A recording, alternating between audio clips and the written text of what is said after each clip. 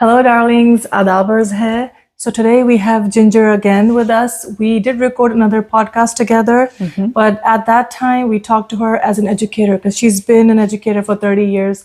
But today we're going to flip that up a little bit and talk to her as a mother. She has shared with us that she had a child who had ADHD. So that's what we will be talking about today.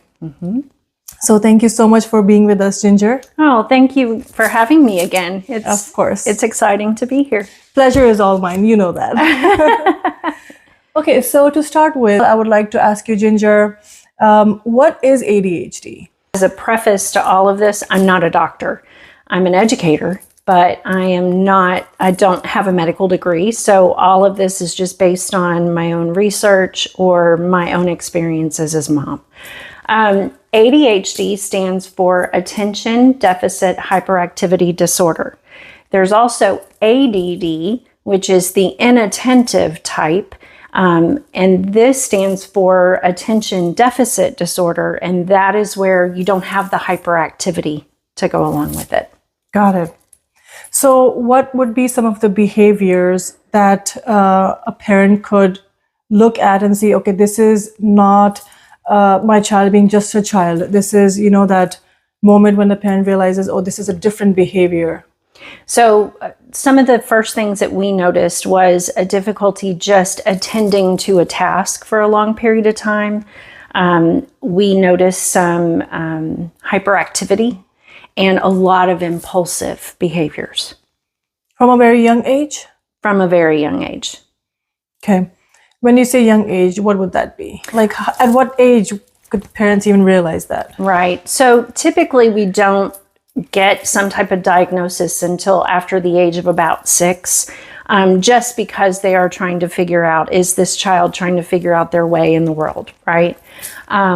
For us, I noticed it earlier than my husband just because of what I knew from being a teacher in the classroom and all of the trainings and different things that I had been to. So I kind of picked up on it long before my husband did. Got it. So when you realized that there was something different or something concerning, I imagine you would have gone to the doctor. So what are the types of tests that the doctor did to confirm that that is the case? There were several questionnaires that we had to fill out, and there was also a questionnaire that his teachers were asked to fill out. It's very confidential. In fact, when the teachers finish filling out that survey or that questionnaire, they don't return it to the parent. They send it directly to the doctor. And then afterwards, we met with the doctor and we talked about the results. We were also sent to a psychologist just to confirm that that was indeed the diagnosis, or if there was something else underlying. Got it. So I'm so glad you shared that. What age was that when he was diagnosed? He was actually not fully diagnosed until he was in 5th grade.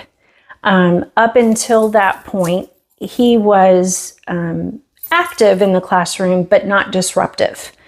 He, when he got home from school, he had been contained, if you will, all day. He had squashed down all of those feelings. And so when he got home, that's when we saw the brunt of needing to get out of the house, needing to have some activities, run it off, if you will. When he hit 5th grade, hormones started kicking in. And so we noticed some different behaviors where he was starting to create some disruptive behaviors or have some disruptive behaviors in the classroom. So it wasn't until 5th grade that he actually had the complete diagnosis. Got it. And so what are the struggles that children with ADHD have? Some children, well, it's a wide umbrella, if you will. So not every child will experience all of the same symptoms, and not all of the symptoms surface at the same time. Some can have low self-esteem, high anxiety, and anxiety about things that wouldn't bother you and I.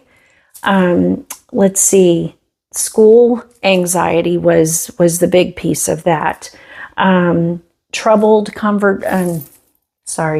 troubled relationships, difficulty making friends, difficulty holding on to friends.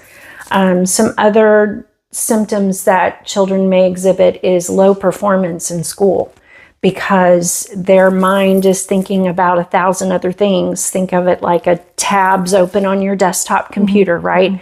All of those tabs are trying to fight for your attention at the same time. And so because of that, some children are not able to have really good grades in school. They have low performance. And then their executive functioning. This is a really big piece of it. So your executive functioning part of the brain is responsible for planning, starting, organizing, and also for finishing a task. And so that tends to be the common thread among children with ADHD, is that it affects their executive functioning. Okay, so when you first figured out, okay, this was the case, my child has ADHD, he's been diagnosed, I have a formal answer from the doctor. What does school do to support those kids? Great question. So we had a lot of conversations with the teachers and with the school, trying to decide, was it necessary to go the route of a Section 504? Did he need an individualized education plan? So those were conversations that we had, or were other accommodations that we could give to the general population going to be enough to help him be successful? We found that with our child, just the things that we put in place were enough to help him be successful. So we did not end up going the route of a Section 504 or an IEP, which stands for that individualized education plan, which you have to go through formal school testing for. But if you do go through those testing, I mean, you were just letting us know that you did not end up going through that, but just for our general understanding, if you do end up going with that Section 504, you mentioned an IEP, then does the child stay in the same school and is just handled differently? Or what does it mean to go through that process? Sure, that's a great question. Section 504 is a rehabilitation act from the 1970s that allowed for students to have equal access to their education. Think of a wheelchair ramp, for example, out on the street. Someone in a wheelchair is going to have difficulty getting up over that curb, and they need that ramp. So it's just an accommodation that's put in place to help. That could be something like chunking assignments, where the whole length of the assignment, remember I talked about executive functioning, so that's a long assignment. Well, maybe you finish this set of questions and then you get a brain break. Okay. Or you get to stand up and move around. Sometimes accommodations could include flexible seating. Some kids need to move. They've got to be able to move. They need a fidget, something in their hands. They need, it doesn't mean they're not paying attention. It just means their body needs to move.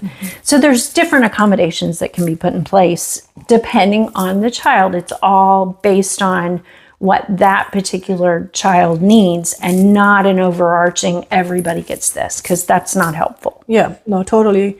But it's great to know that accommodations are available in the school. So parents, if your children have ADHD, don't be discouraged. Speak to your school, and there are accommodations available. We're speaking with an insider, so we know that those things are available. It has to be an educational need.